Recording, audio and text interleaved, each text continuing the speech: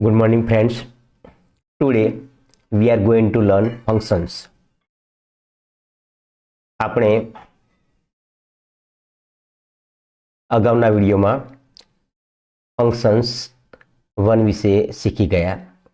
ત્યારબાદ બીજા વિડીયોમાં ફંક્શન 2 વિશે શીખી ગયા અને હવે આજે આ વિડીયોમાં આપણે ફંક્શન 3 આમાં અમુક ફંક્શનનો અભ્યાસ કરીશું. હવે આપણે વિગતવાર જોઈશું.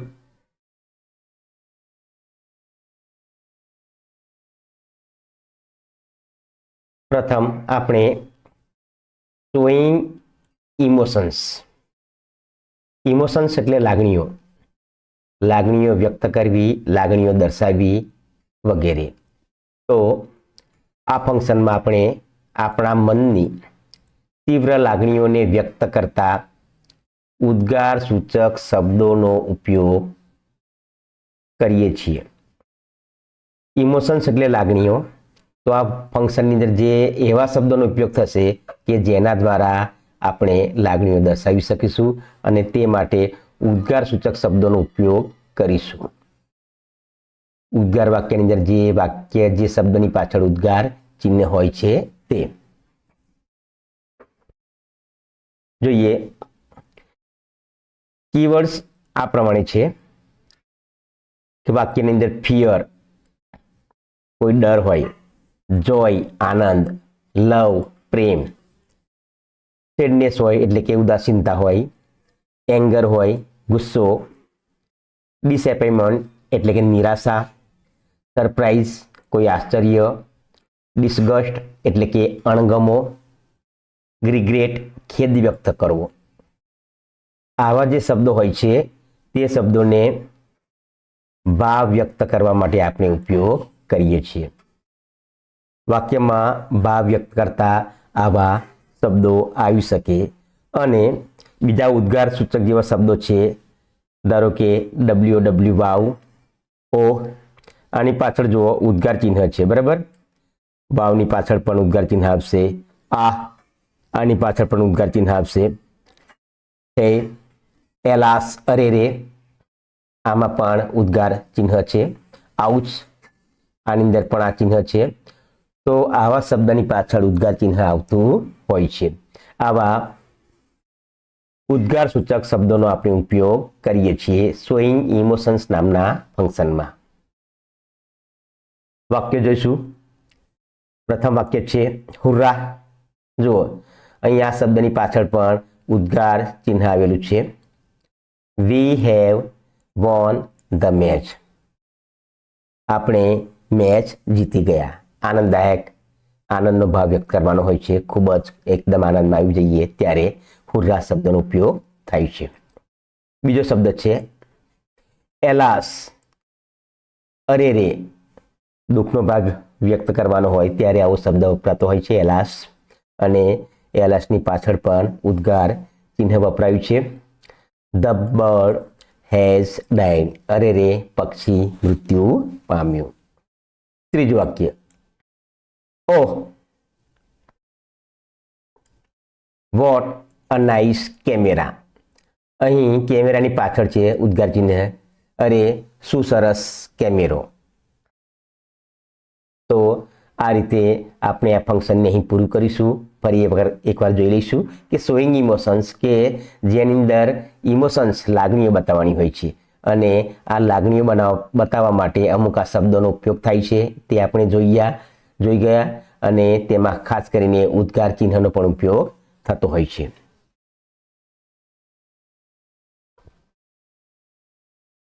હવે એક નવું ફંક્શન જોઈશું, ડ્યુરેશન ઓફ ટાઈમ. સમય, ટાઈમ એટલે સમય. તો સમય વિશે ઘણા ફંક્શન હોય છે કે since of time, duration of time. હવે અહીં ડ્યુરેશન એટલે સમયનો ગાળો. આ ફંક્શનમાં સમયનો ગાળો દર્શાવવાનો હોય છે. આ ફંક્શન દ્વારા ક્રિયા કેટલા સમયથી ચાલી રહી છે તે દર્શાવાય છે અને આ ફંક્શનની અંદર વિધાન વાક્યોનો ઉપયોગ થાય છે. વિધાન વાક્યોમાં શબ્દ છે FOR, ફોર પછી સમયગાળો આવતો હોય છે. વાક્ય જોઈશું. આની અંદર સમયનો આખો ગાળો દર્શાવવાનો હોય છે. વાક્ય જોઈશું. Number 1, I have been living in Vadodara for 22 years.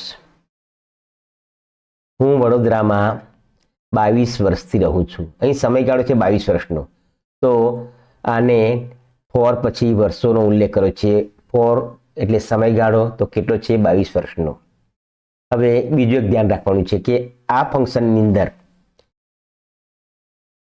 Have કે હેઝ પછી બીન અને આઈએનજી વાળું ક્રિયાપદ, એટલે કે પૂર્ણ ચાલુ વર્તમાનકાળના વાક્યો આવતા હોય છે. પૂર્ણ ચાલુ વર્તમાનકાળ એટલે ભૂતકાળમાં શરૂ થયેલી ક્રિયા વર્તમાનમાં હજી ચાલુ છે. મારે વડોદરામાં રહેવાના 22 વર્ષથી રહું છું, એટલે કે મારી રહેવાની ક્રિયા 22 વર્ષ પહેલા ચાલુ થઈ અને અત્યારે ચાલુ છે. તો આ વાક્ય થયું છે પૂર્ણ વર્તમાનકાળનું. ભૂતકાળમાં શરૂ થયેલી ક્રિયા વર્તમાનમાં ચાલુ છે તેવું દર્શાવે છે. બીજું વાક્ય જોઈશું. વૈષ્ણવી has been reading for a long time. બહુ લાંબા સમયથી વૈષ્ણવી વાંચી રહી છે.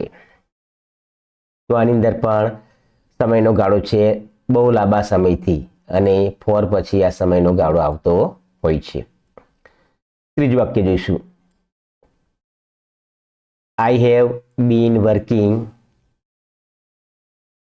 As a teacher four 23 years. હું 23 વર્ષથી શિક્ષક તરીકે કામ કરી રહ્યો છું. હેવ બીન વર્કિંગ, તો મારો સમયનો ગાળો થયો છે 23 years. મારી સમયની કામ કરવાની ક્રિયા 23 વર્ષ પહેલાં ચાલુ થઈ. પૂર્ણ વર્તમાનકાળનું અહીં વાક્ય છે અને સમયનો ગાળો છે 23 years.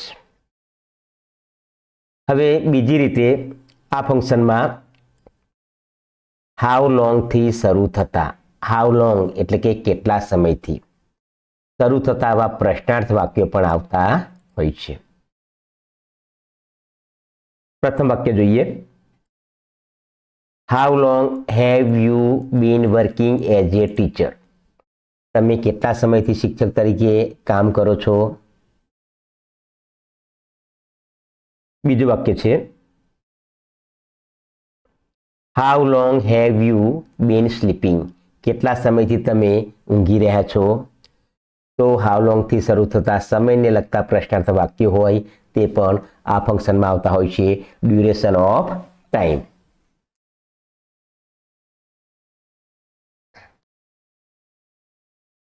હવે આના જેવું જ એક બીજું ફંક્શન છે પોઈન્ટ ઓફ ટાઈમ.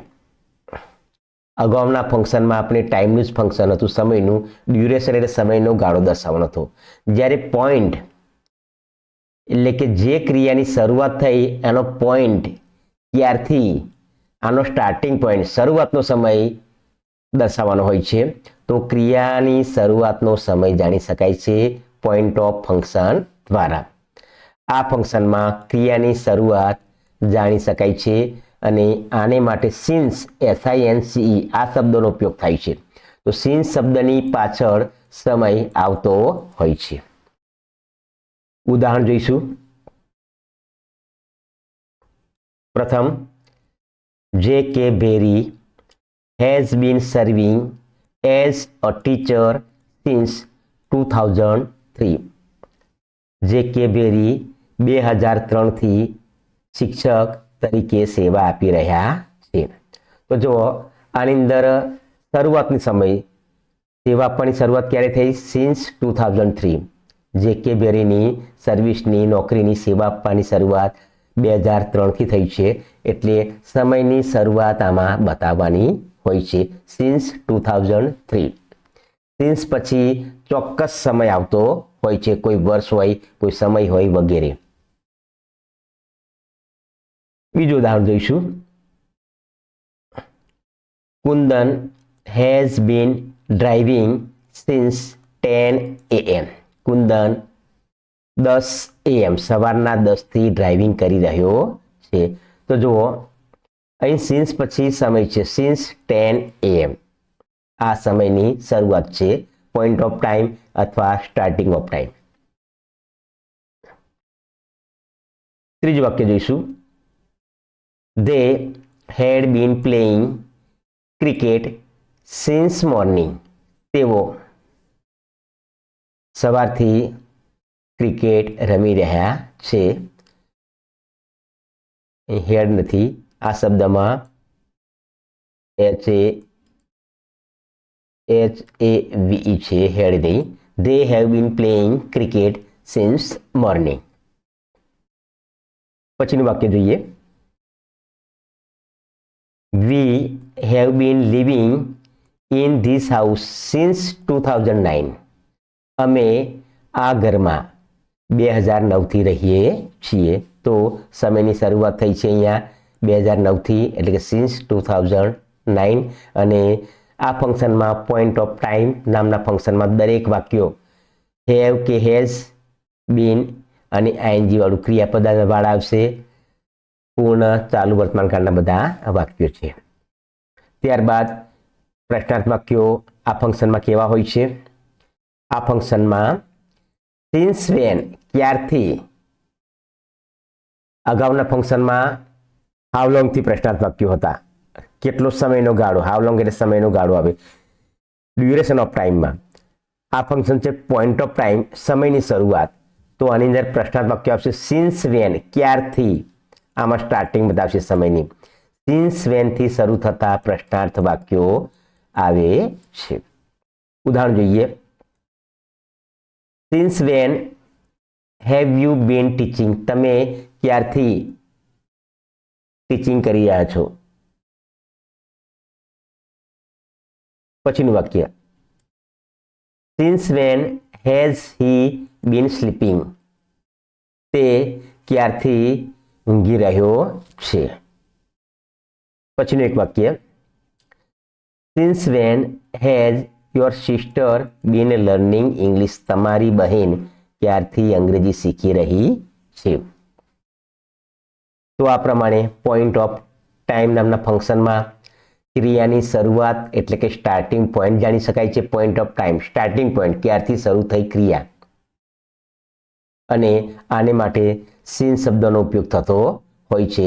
સિન્સ શબ્દની પાછળ તરત જ કોઈ સમય આવે. 2003 છે, અહીંયા 10 AM છે, સિન્સ મોર્નિંગ છે, સિન્સ 2009. બરાબર.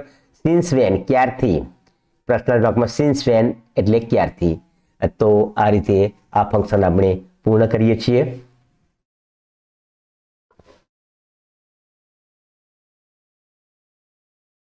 હવે બીજું ફંક્શન જોઈશું. ડિસ્ક્રાઇબિંગ એક્શન, કાર્યનું વર્ણન. ડિસ્ક્રાઇબિંગ એક્શન એટલે કે કાર્યનું વર્ણન. તો આ ફંક્શનમાં ખાસ કરીને પેસિવ વોઇસ, પેસિવ વોઇસ એટલે કે કર્મણી પ્રયોગ, તો આ કર્મણી પ્રયોગના વાક્યો હોય છે. હવે આપણે અગાઉના વિડીયોમાં એક એક્ટિવ પેસિવ વોઇસ વિશે શીખી ગયા. તો પેસિવ વોઇસના વાક્યો કેવા હોય આ સમજવા માટે તમારે આ વિડીયો એકવાર જોઈ લેવો. એક્ટિવ પેસિવ વોઇસ નામનો પણ વિડીયો આપણે અગાઉ બનાવેલો છે. તો પેસિવ વોઇસની અંદર ખાસ કરીને વાક્યની અંદર કર્મ હોય ને, કર્મ આગળ આવે.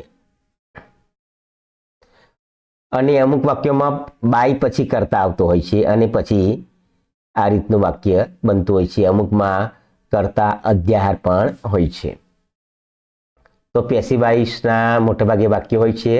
હવે આપણે વાક્યોની શરૂઆત કરીએ. The result was declared last week? ગયા અઠવાડિયે પરિણામ જાહેર થયું. હવે જો શું જાહેર થયું? તો પરિણામ. પરિણામ શબ્દ છે કર્મ. આ વાક્યમાં કર્મ શરૂઆતમાં છે. ધ રિઝલ્ટ કર્મ પછી પેસિવ વોઇસના વાક્યોમાં is, am, are, was, were, will be આવા શબ્દો આવતા હોય છે. ટુ બી નારું. આ ભૂતકાળ છે એટલે વોઝ આવ્યું. આ વાક્યમાં ભવિષ્યકાળ છે, વિલ બી આવ્યું. અને ત્યાર પછી ભૂત કૃદંત આવતું હોય છે. ડિક્લેર, તો અહીંયા ભૂત કૃદંત છે, ડિક્લેર્ડ. પરિણામ જાહેર કરવામાં આવ્યું ગયા અઠવાડિયે.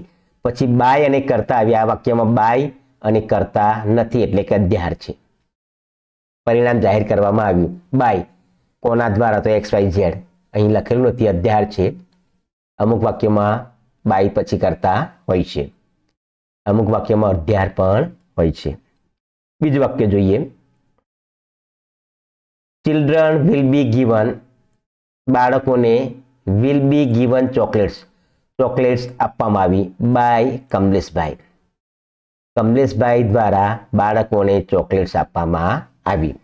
તો જો કર્મ છે આપણે આગળ આવ્યું ચિલ્ડ્રન, પછી is, am are, was, were, will be, have, has been વગેરે જેવા શબ્દો આવતા હોય છે. Have, has. તો આની અંદર વિલ છે ભવિષ્યકાળનું વાક્ય માટે, વિલ બી ગિવન આપવામાં આવશે ચોકલેટ્સ બાય એટલે દ્વારા, કોના દ્વારા? કમલેશભાઈ દ્વારા. કમલેશભાઈ દ્વારા બાળકોને ચોકલેટ્સ આપવામાં આવશે. તો આ વાક્યમાં બાય પછી કરતા છે. પેસિવ વોઇસનું વાક્ય આ પ્રમાણે થાય, Kamleshbhai will give chocolates to the children. અહીં પેસિવ વોઇસનું વાક્ય છે માટે ચિલ્ડ્રન આગળ આવ્યું કર્મ. ત્રીજું વાક્ય જોઈએ. ધ ડિસિઝન, નિર્ણય, હેઝ ઓલરેડી બીન ટેકન. નિર્ણય ઓલરેડી એટલે ક્યારનોય. પૂર્ણ વર્તમાનકાળનું વાક્ય છે બીન ટેકન. પૂર્ણ હેઝ બીન આવે પૂર્ણ વર્તમાનકાળના વાક્યમાં પેસિવમાં. નિર્ણય પછી હેઝ બીન ટેકન લેવામાં આવ્યો, ક્યારનોય લેવાઈ ચૂક્યો, અને ઓલરેડી શબ્દ છે બીજો. તો આ પ્રમાણે પેસિવ વાક્યો થયા. તો આ ફંક્શનમાં એટલે કે ડિસ્ક્રાઇબિંગ એક્શન નામના ફંક્શનમાં પેસિવ વોઇસના વાક્યો વપરાતા હોય છે. અને પેસિવ વોઇસના વાક્યોમાં કર્મ વાક્યની શરૂઆતમાં આવતું હોય છે. અહીંયા ધ રિઝલ્ટ પરિણામ છે, અહીંયા ચિલ્ડ્રન છે અને અહીંયા ડિસિઝન. તો આ પ્રમાણે આપણે આ ફંક્શનને પૂર્ણ કરીશું. હવે બીજા એક નવા ફંક્શનનો અભ્યાસ કરીશું. Describing condition. કન્ડિશનનો અર્થ થાય છે શરત, શરતનું વર્ણન કરવું, અથવા બીજું નામ છે એક્સપ્રેસિંગ કન્ડિશન, શરત દર્શાવવી. તો કન્ડિશન એટલે કે શરત. આ ફંક્શનમાં શરત દર્શાવવાની આપણે હોય છે, એટલે કે શરતી વિધાન હોય છે. અને શરતી વિધાનમાં બે શબ્દો વપરાય છે, ઇફ અને અનલેસ. આ ફંક્શનમાં ઇફ અનલેસથી શરૂ થતા સિમ્પલ પ્રેઝન્ટ ટેન્સના વાક્યો હોય છે. સિમ્પલ પ્રેઝન્ટ ટેન્સ એટલે કે સાદો વર્તમાનકાળ. ઇફ અનલેસથી વાક્યો શરૂ થતા હોય છે એટલે કે શરતી વિધાન. ઇફનો અર્થ થાય છે અહીં ઇફ. ઇફનો અર્થ થાય છે જો, તો. અને અનલેસનો અર્થ થાય છે જો નહીં તો. વાક્યોની પ્રેક્ટિસ દ્વારા આપણે આ ફંક્શનને સમજીશું. ઇફ યુ વર્ક હાર્ડ, જો તમે સખત મહેનત કરશો તો. You will pass the exam, તમે પરીક્ષામાં પાસ થશો. આ શરતી વિધાન છે. ઇફ એટલે જો, તો. વાક્ય બે ભાગમાં હોય છે. ઇફ યુ વર્ક હાર્ડ, જો તમે સખત મહેનત કરશો તો you will pass the exam. આ શરતી વિધાનમાં ઇફ કે અનલેસવાળા વાક્યમાં ઇફ, અને વાક્યના બીજા ભાગમાં વિલવાળું વાક્ય આવતું હોય છે. આ શરત છે, તમે આમ કરશો તો ભવિષ્યમાં આમ થશે. યુ વર્ક હાર્ડ, સખત મહેનત કરશો તો પરિણામ શું આવશે? વિલ પાસ, તમે પાસ થશો. એટલે એક પ્રકારની કન્ડિશન છે. મોટાભાગે આમાં ઇફવાળા વાક્યો હોય છે શરતી વિધાનના. બીજું વાક્ય જોઈએ અનલેસ. તો અનલેસ એ ઇફના જેવું નકાર, આમાં નકારનો ભાવ હોય છે. અનલેસ એટલે જો નહીં તો. અનલેસ યુ સીટ ક્વાઇટલી, જો તમે શાંતિથી નહીં બેસો તો. I will send you out, હું તમને બહાર મોકલી દઈશ. આ પણ શરતી વિધાન છે. જો તમે આમ નહીં કરો તો આનું પરિણામ આમ આવશે. શરતી વિધાનમાં પાછળ પરિણામ આવતું હોય છે. અનલેસ યુ સીટ ક્વાઇટલી, જો તમે શાંતિથી નહીં બેસો તો I will send you out, હું તમને બહાર મોકલી દઈશ. તો આ પ્રમાણે ફંક્શનનું નામ યાદ રાખજો. ડિસ્ક્રાઇબિંગ કન્ડિશન અથવા તો એક્સપ્રેસિંગ કન્ડિશન, આની અંદર શરતી વિધાન હોય છે અને ઇફ એટલે કે જો તો, અનલેસ જો નહીં તો થી વાક્યો શરૂ થતા હોય છે. હવે એક નવું ફંક્શન જોઈશું, મેકિંગ રિક્વેસ્ટ. બહુ સહેલું ફંક્શન છે. રિક્વેસ્ટ પરથી તમને ખ્યાલ આવી ગયો કે વિનંતી. આની અંદર વિનંતી કરવાની હોય છે. આ ફંક્શનમાં પ્લીઝ, કાઇન્ડલી જેવા આજ્ઞાર્થ વાક્યો આવતા હોય છે, અથવા તો can, can you, food you, તમે કરી શકશો આમ, વિલ યુ, વુડ યુ થી શરૂ થતા ઉલટ પ્રશ્નો પણ આવતા હોય છે. વાક્ય જોઈએ. પ્રથમ, please help me to cross the road. મહેરબાની કરીને મને રોડ ક્રોસ કરવામાં મદદ કરશો. એ પ્લીઝ શબ્દ છે, વિનંતી દર્શાવી છે. બીજું વાક્ય, please do not make a noise. મહેરબાની કરીને તમે ઘોંઘાટ કરશો નહીં. Kindly switch on the fan. આ પણ પ્લીઝ જેવો શબ્દ છે કે તમે પંખો ચાલુ કરશો.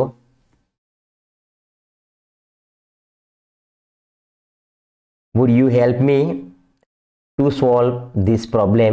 મને આ મુશ્કેલી સમસ્યાને ઉકેલ લાવવામાં તમે મદદ કરી શકશો.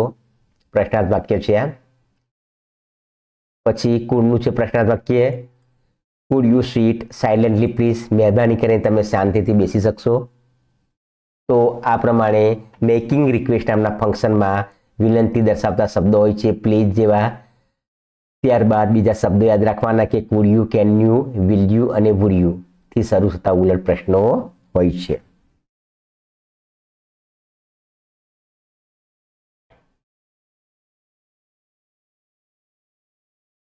નવું એક ફંક્શન જોઈશું, મેકિંગ સજેશન. સજેશન એટલે સૂચન.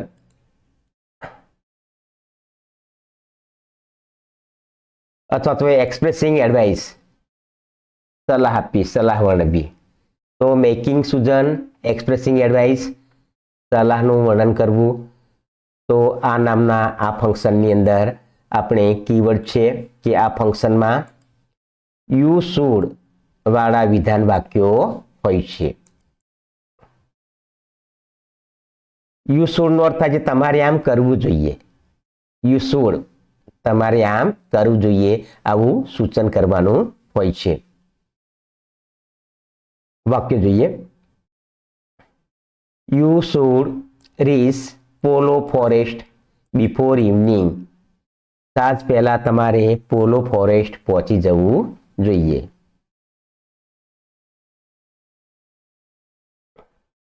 બીજું વાક્ય છે, you should read in the morning time. તમારે સવારના સમયે વાંચવું જોઈએ. અને ત્રીજું એક વાક્ય છે, you should not waste your time. તમારે તમારો સમય બગાડવો જોઈએ નહીં, તમારો સમય બરબાદ કરવો જોઈએ નહીં. તો અહીં શુડ દ્વારા આપણને સલાહ આપવામાં આવી છે, એક પ્રકારનું સૂચન કરવામાં આવ્યું છે. ફંક્શનનું નામ છે મેકિંગ સજેશન અથવા તો એક્સપ્રેસિંગ એડવાઇસ. સજેશન શબ્દ આવે એટલે તમારે યાદ રાખવાનું કે આની અંદર શુડ શબ્દ હોવો જોઈએ. યુ શુડ, તમારે આમ કરવું જોઈએ.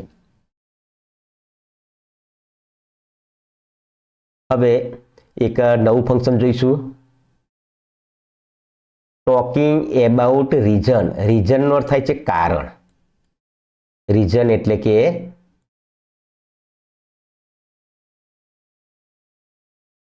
કારણ. તમારે કોઈ કારણ વિશે વાત કરવાની છે. Talking about reason. આ ફંક્શનના કીવર્ડ છે. આ ફંક્શનમાં બીકોઝ, બીકોઝ એટલે કારણ કે, એક શબ્દ આવે છે બીકોઝ. અને બીકોઝ ઓફ, આનો થાય છે ને કારણે, ને લીધે. આના દ્વારા જોડાયેલા વાક્યો હોય છે. પ્રથમ વાક્ય જોઈએ, ભૂમિકા was absent in the school. ભૂમિકા શાળામાં ગેરહાજર હતી. બીકોઝ કારણ કે સી વોઝ ઇલ કારણ કે તે બીમાર હતી. બીજું વાક્ય જોઈશું. Kareena could not go out. Kareena બહાર જઈ શકી નહીં because of heavy rain. ભારે વરસાદ, હેવી રેન એટલે ભારે વરસાદને લીધે કરીના બહાર જઈ શકી નહીં. તો આ પ્રમાણે આ ફંક્શન છે ટોકિંગ એબાઉટ રીઝન, અને આની અંદર કોઈ કારણની વાત કરવાની હોય છે. બે શબ્દ આવતા હોય છે, બીકોઝ અને બીકોઝ ઓફ.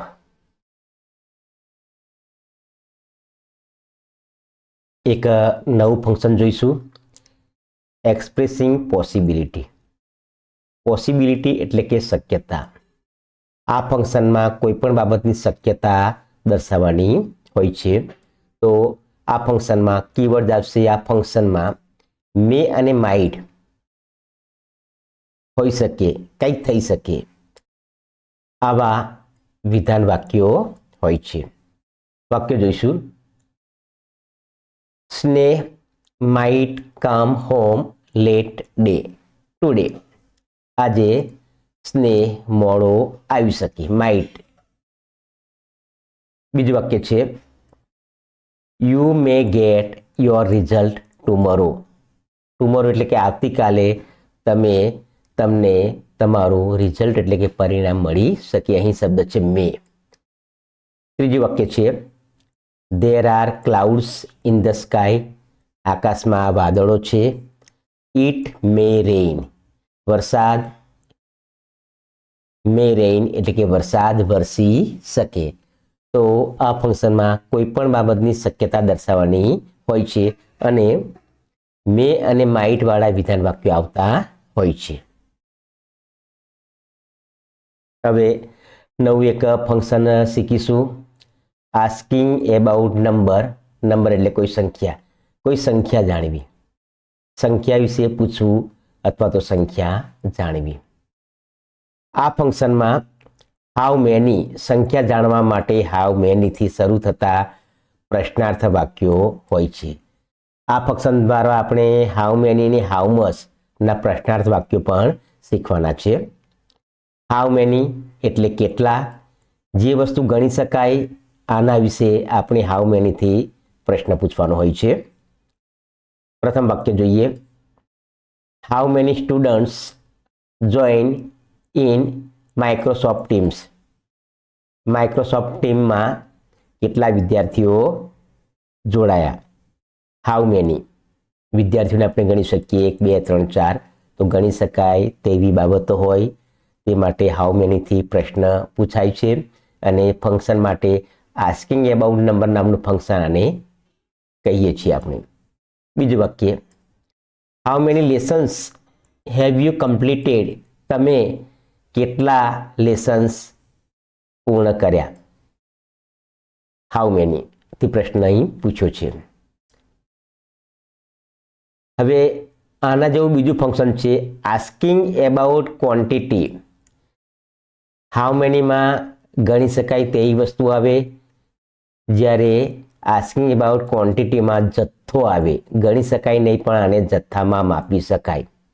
ધારો કે પાણી છે, કોઈ પણ વસ્તુ હોય એ જથ્થામાં માપી શકાય, વોટર વગેરે. કોઈ જથ્થા હોય, જથ્થામાં દર્શાવવાનું હોય ત્યારે હાઉ મચ દ્વારા પ્રશ્ન પૂછાતા હોય છે.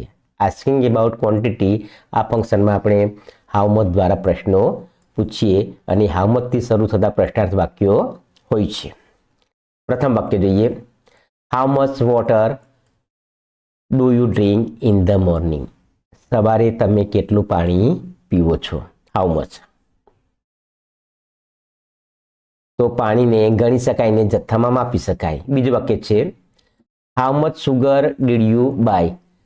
તમે કેટલી ખાંડ ખરીદી હતી. તો આને જથ્થામાં માપી શકાય છે, આને ગણી શકાતી નથી, માટે હાઉ મચથી પ્રશ્ન પૂછ્યો છે. ત્રીજો પ્રશ્ન છે અપવાદવાળું વાક્ય છે. મિત્રો ખાસ ધ્યાન રાખજો. How much money is there in your purse, તમારા પર્સમાં કેટલા પૈસા છે. જો આ પૈસાને ગણી શકાય છતાં એક અપવાદ છે કે મની પૈસા જેવાવાળા વાક્યોમાં હાઉ મેની મની એવું નથી આવતું. આવા વાક્યોમાં હાઉ મચ આને જથ્થામાં હાઉ મચથી પ્રશ્ન પૂછાતો હોય છે. હાઉ મેની નહીં, આ એક અપવાદ છે. આ પ્રમાણે આપણે આ ફંક્શનને પૂર્ણ કરીશું. હવે એક નવા ફંક્શન તરફ જોઈએ. Reporting events. ઇવેન્ટ્સ એટલે કોઈ પ્રકારની ઘટનાનું ને વર્ણવવી. તો રિપોર્ટિંગ ઇવેન્ટ્સ આપણે ગ્રામરમાં એક ચેપ્ટર છે ડાયરેક્ટ ઇનડાયરેક્ટ સ્પીચ. તો આ ઇનડાયરેક્ટ સ્પીચના વાક્યો આની અંદર હોય છે. આનું બીજું નામ છે રિપોર્ટેડ સ્પીચ પણ કહીએ છીએ. એટલે આ ફંક્શન નામ છે રિપોર્ટિંગ ઇવેન્ટ્સ. આની અંદર ઇનડાયરેક્ટ સ્પીચના વાક્યો હોય છે અને મોટે ભાગે વાક્યો ઇનડાયરેક્ટ સ્પીચની અંદર ધેટ હોય કે ઇફ હોય છે, એ તમારે ધ્યાન રાખવાનું. પ્રથમ વાક્ય જોઈએ. ધ પ્રિન્સિપાલ ટોલ્ડ મી, આચાર્યએ મને કહ્યું ધેટ, કે. વાક્ય બંને જોડાય છે ધેટ વડે. ગુજરાતીમાં આપણે કે કહીએ છીએ. પ્રિન્સિપાલે મને કહ્યું કે હી હેડ એટેન્ડેડ ધ મીટિંગ, તેણે મીટિંગમાં હાજરી આપી હતી. તો ધેટ વાળું વાક્ય છે ઇનડાયરેક્ટ સ્પીચનું. બીજું એક વાક્ય છે અકબર આસ્ક્ડ બિરબલ, અકબરે બિરબલને પૂછ્યું હતું ઇફ, કે હી કુડ કેરી એ ફેટમેન, તે કોઈ ફેટમેનને ઉચકી શક્યો. તો આ પણ એક ઇનડાયરેક્ટ સ્પીચનું વાક્ય છે અને પ્રશ્નાર્થ વાક્ય હોય તો ઇનડાયરેક્ટ સ્પીચમાં ઇફ વડે જોડાતું હોય છે. હવે બીજું એક ફંક્શન જોઈશું એક્સપ્રેસિંગ મેનર્સ. મેનર્સ એટલે રીતભાત. કેવી રીતે આનો કંઈક જવાબ આવે. તો એક્સપ્રેસિંગ મેનર્સ નામના ફંક્શનમાં મોટે ભાગે વાક્યને અંતે એલ વાય વાળા શબ્દો હોય છે. એલ વાય અહીં જોઈએ સ્લો, ધીમું, સ્લોલી એટલે ધીમેથી. ક્રિયા વિશેષણ હોય છે, ક્રિયાના અર્થમાં વધારો કરે સ્લોલી. વાક્ય જોઈશું એક્સપ્રેસિંગ મેનર્સના. Rekhaben drives her scooter slowly, Rekhaben ધીમેથી તેમનું સ્કૂટર ચલાવે છે. બીજું વાક્ય a cook cut the vegetables fast, ઝડપથી રસોઈયો શાકભાજીને કાપે છે. ત્રીજું એક વાક્ય છે Makkhan she lived very bravely, bravely બહાદુરી પૂર્ણક એમોંગ ધ ડેકોઇટ્સ, માખન સી ડેકોઇટ્સ એટલે લૂંટારાઓની વચ્ચે બહુ બહાદુરીથી રહેતો હતો.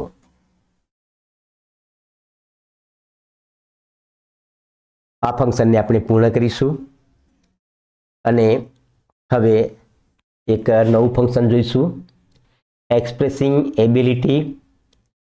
એબિલિટી એટલે ક્ષમતા. આ ફંક્શનમાં એક્સપ્રેસિંગ એબિલિટીમાં ક્ષમતા દર્શાવવાની હોય છે. આપણામાં ક્ષમતા, આપણામાં કંઈ કરી શકવાની ક્ષમતા.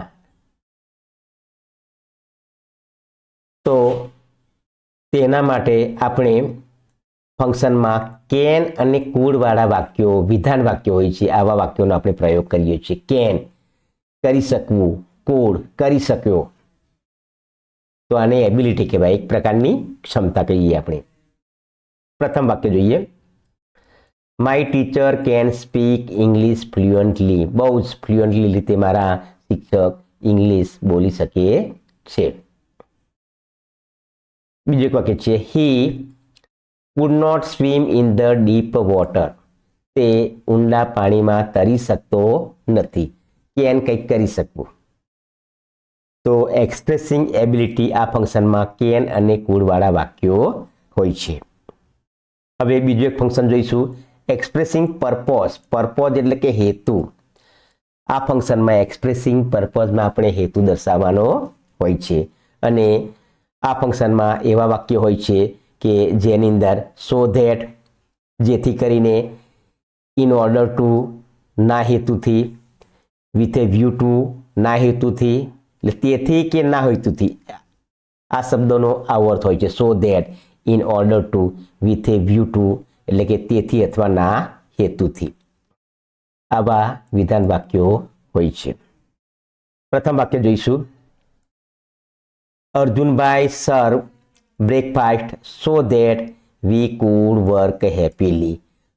અર્જુનભાઈએ આપણને નાસ્તો પીરસ્યો અને તેથી આપણે ખૂબ જ સુખેથી કામ કરી શક્યા. સો ધેટ એટલે કે તેથી. બીજું વાક્ય છે Nirali has joined the dance class. નિરાલીએ ડાન્સ ક્લાસમાં જોડાઈ. ઇન ઓર્ડર ટુ ના હેતુથી વિન ધ કોમ્પિટિશન. સ્પર્ધા જીતવાના હેતુથી નિરાલી ડાન્સ ક્લાસમાં જોડાઈ. એટલે ઇન ઓર્ડર ટુ એટલે કે ના હેતુથી. ત્રીજું એક વાક્ય જોઈએ. We went to the market with a view to buying books. અમે પુસ્તકો ખરીદવાના હેતુથી અથવા ખરીદવા માટે માર્કેટમાં ગયા.